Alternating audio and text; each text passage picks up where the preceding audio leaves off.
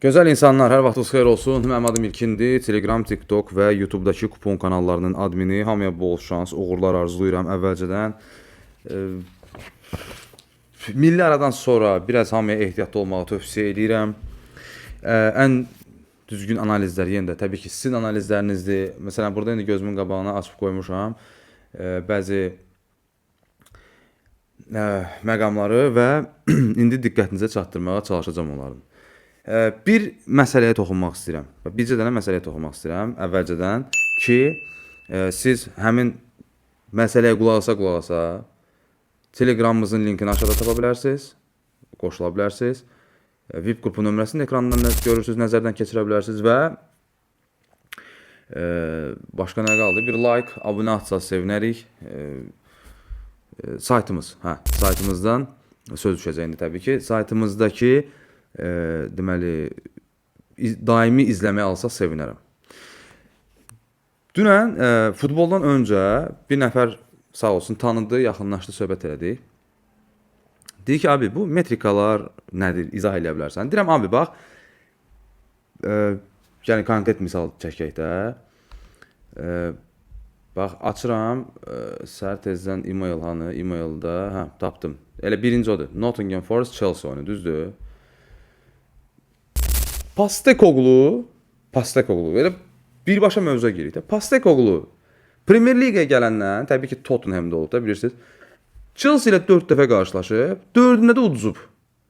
Bu metrikadır. Tam belə şey də metrika deyil, o wow deyirlər, o plaza dilindəki. Sonra Forest 75-ci dəqiqədən sonra bu mövsüm ən çox gol buraxan komandalardan biridir. 6 gol buraxıb. Yəni o kəsim üçün stabil buraxmaq bu komandanın fiziki hazırlığının tam olmadığından, o komandanın oyunu buraxmasından xəbər verir. Bu metrikadır. Chelsea səfərdəki 5 qoldan, buraxdığı qoldan 4-ünü birinci hissədə buraxıb. Bu metrikadır. Yarı statistik metrikadır da, belə deyək də. Və Arsenal 53 liga başlayandan, Chelsea isə 45 korner yerinə yetirib. Bu da metrikadır. Amma Bavariya bu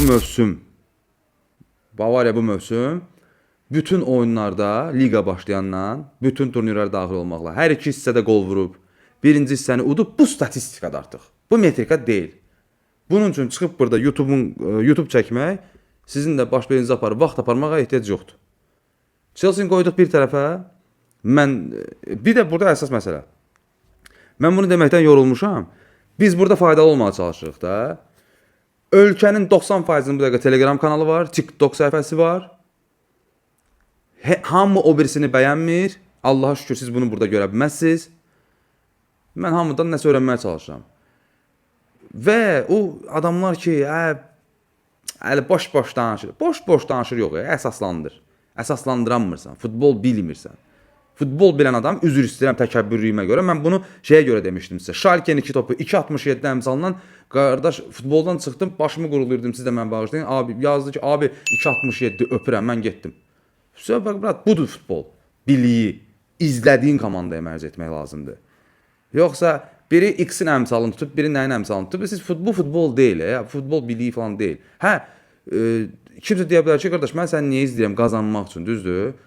Mən də oyunların sayını azaldacağam. Qazanmaq istəyirsə oyunların sayını azaldacaq.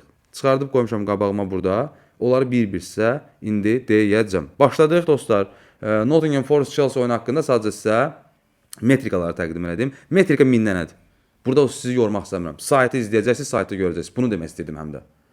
Bir də bir məsələ var. Saytda izləyəndə bizdə sayt belə deyək də neçə dənə imkan verir ki, bir səhifədə izləyə biləsən. Tutalım da atıram 8 dənə. Amma həmin gün məsələn 15 dənə metrika vardı. O bölmənin üstünə vurun ki, tam açılsın gözünün qabağında. Eyni ilə nə bilim digər bölmələr. Getdik, düşürük aşağı. Bu Sevilla Mallorca oyununa əslində girmək istəyirdim. Amma girməyəcəm. Bu arada bu oyunla bağlı metrika saytda olacaq. Corner məsələsi. ağlıma batdı. Yəni Sevilla eyvallah, Almeida bir vaxtların əla oyuncularından biri olan Pablo Aymarlı və s. də belə Valencia'dakı Almeida Sevilla'nı toparladı, əla oynadılar, əla oynayırlar hələ də. Milli aradan qaydırıq, unutmuruq dostlar və Mallorca biraz bu məsələlərdə çox tərsdir abilər. Çox tərsdir. Yəni Mallorca vursa qolu, hop getdi oyun. Yəni oyun getdi. Mortingen-Streise. Sevilla bunu başa düşürmü? Başa düşür. Yəni bu Barsa deyir ki, sən Barsa oynasın, sən vurasan. Yəni biraz burada korner tərəfindən yanaşmaq olar. Ağlınıza batırsa. Sonra İtaliyadakı 17-0 oyunlarına girməyəcək. Hə, burada artıq şu danışmaq lazımdır. Bundesligada Köln Augsburgdur. Heidenheim Werder'dir. Hə, gəlin Heidenheim Werder'dən danışaq. Məsələn, gördüyünüz kimi Augsburg'a toxunmuram. Heidenheim Werder, hardasınız? Deməli, Heidenheim Werder. Hə, buradadır. 3 vərəqdir, anasını satın, belə şey olar. Heidenheim Werder. Heidenheim'i və Werder'i sizə hər dəfə izah edirəm və Werder'i mən sizə 2 mövsümdə deyirəm ki, səfərdə daha çox dəyərləndirin, düzdür? Əslində bu Mönchengladbach da elə idi, bu il elə deyil artıq. Deməli dostlar, Heidenheim stabil olaraq bu mövsüm demək olar ki, ilk qolu buraxır. İlk qolundan bir işim yoxdur. Bəlkə də elə Heidenheim bugün vurdu ilk qolu. Amma mən deyirəm ki, dostlar, mən izlədiyim Werder bu Heidenheim'a çıxar, time'da qol vurar. Və bu izlədiyim Heidenheim'a qol vurar birinci hissədə. Çox adam bunu bəyənmir birinci hissələri oynamağa. 1.76 əmsaldır. Ağlınıza batırsa götürə bilərsiniz. Leipzig-Hamburg oyununun çox əla bir metrikası var. Və deyim problem yoxdur. Bəlkə kimsə dəyərləndirdi bunu. Bir dəfə belə bir şey metrika sayta qoymuşdum. Kimsə oynamışdı, həmin gün oynazı idi və əla da əmsalla götürmüşdü. Deməli, ən az kart alan, rəngindən asılı olmayaraq kart alan klub Almaniyada Leipzig'dir. Niyə? Məşqçi kimdir? Ole Werner. Və o Werner disiplinli bir komanda yaratmaq istəyir. Bakayoko'nu adam elədi. Yohan Bakayoko'nu adam elədi. Bakayoko əməli başda açıqlamalarda dəyişib və s. hiss olunur ki, işləyirlər ondan. Belə bir şey. Mən bilmirəm. Mənə bünyəsə elə gəlir ki, baxın bu mərzə elə. Mənə elə gəlir ki, Hamburg bugün Leipzig'də bir sürpriz eləyə bilər. Leipzig yaxşı komandadır. Əla da abarot yığıblar. Amma Hamburg bir sürpriz eləyə bilərmi burada? Hətta məncə vuracaq. Vuracağın əmsalı varmı? Bir baxarsınız. Yəni, nəzərə alsaq ki, Leipzig'ə 1.39 açılıb. Olar əmsalı. Ən az sarı kart alan, artıq sarı kart, rəngi dəqiqləşdirir. Kimdir? Wolfsburg'dur. Və Wolfsburg bugün oynayır Stuttgart'la. Dostlar, burada bir şey deyəcəm. Bundesliga'dan yeganə seçdiyim oyundur sizin üçün. Burada deməli son 3 ev oyununda bu arada Wolfsburg'un 3 ev oyununda Wolfsburg'un ən azı 11 korner olub. Buna bir baxarsınız. Bu 1. 9.500-dən açıblar ona görə də 1.54 əmsaldır. Mənə görə bu oyun qol-qoldur. Amma necə qol-qoldur? Sizə deyəcəm. Wolfsburg günündə olarsa Stuttgart'a 2 hətta 3-cünü də vuracaq məncə.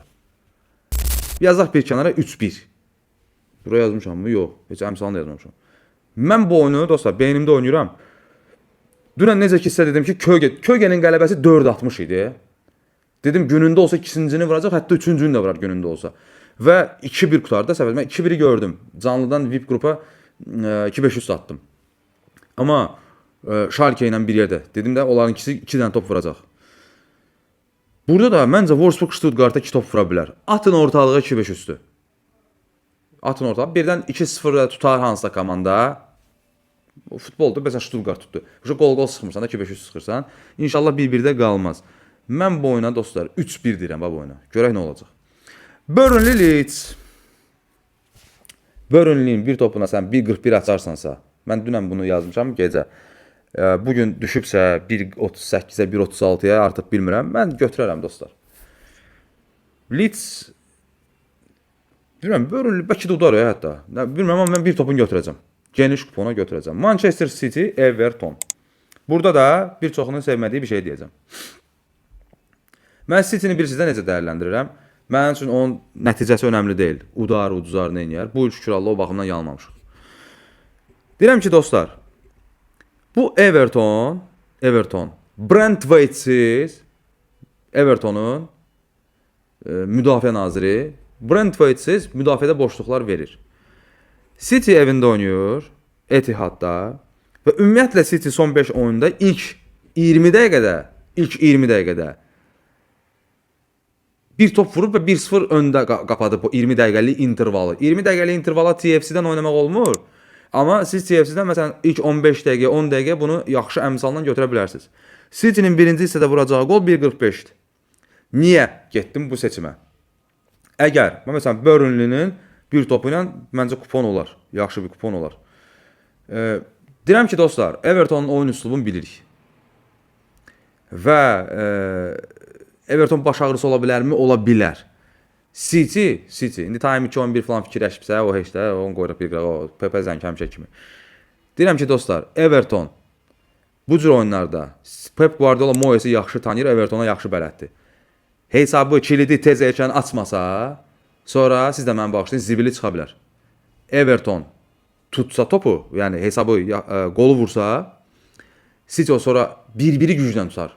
Yəni Everton elə komandadır. Ona görə də kilidi, təmkinli, gözəl, sürətli keçidlərlə açmalı, kilidi açmalıdır. Deyirəm. Çətin bir seçimdir. City'dir çünki güvən olmayan komandadır. Evertonla oynayır. O da əlavə bir ekstra bir gəlizlik qatır. Amma gedəcəm bu seçimin üstünə. Paraleldə burada Brighton oyununda isə burada Crystal Palace Bournemouth oyunu var. İki sistematik komandanın sadəcə oyununu izləyəcəm. Məncə Crystal Palace time-da vuracaq. Amma gözəl oyunda sadəcə oturub iki sevdiyim məşqçinin oyununu izləyəcəm. Brightondan isə Newcastle-ın qapısına 2 top gözləyirəm bu gün. Günündə olsa Brighton vurmalıdır o 2 topu. Çox sevirəm bu komandanı, Brighton'ı. Newcastle-da F komandasıdır deyə, potensial olaraq heyəti də yavaş-yavaş otuzdururlar yerinə deyə. Məncə Yakubo Minte də səfərdən gəlir, uzaq səfərdən gəlir, amma xeyli vaxt var deyə özünə gəlib yəqin ki, bərpa prosesi gedib. Məncə Brighton 2 top vuracaq. Əmsalına baxın, özümüzü sınayaq, görək alınır yoxsa yox.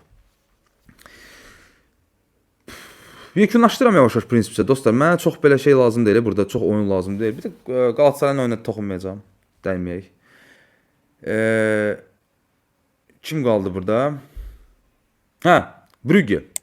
Lugano Zürich oyununa girməyəcəm, dəyməyəcəm. Onu yazdım bir kənara qoydum qırağa. İzlədiyim komandalarda ona görə. Amma 2 oyun deyəcəm sizə. Ajax Alkmaar oyunu. Tappatarap. 2-500, 3-500. Məncə 4-500-ə qədər boyu oyunun yolu var. Çox detallarına getməyəcəm. Müdafiəsi olmayan, hücumu əla, yəni öz çapında əla olan iki komanda. Oyun fəlsəfəsini bilirsiniz. Yorulduq bunu deməkdən. Atacam ortalığa.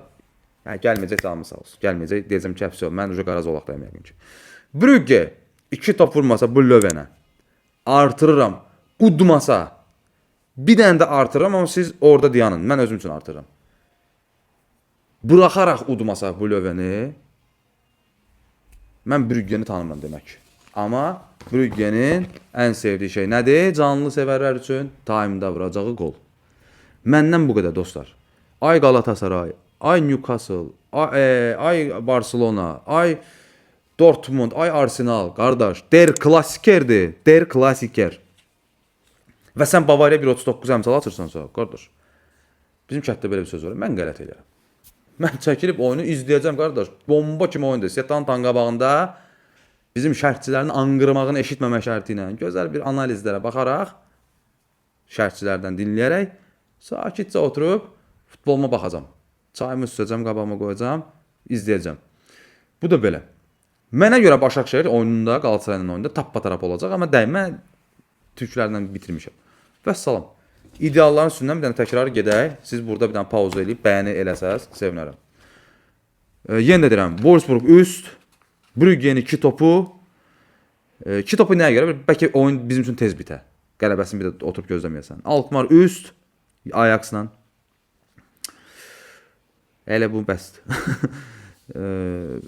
Dediyim kimi, Hamburgla Burnley-dən bir top gözləyirəm.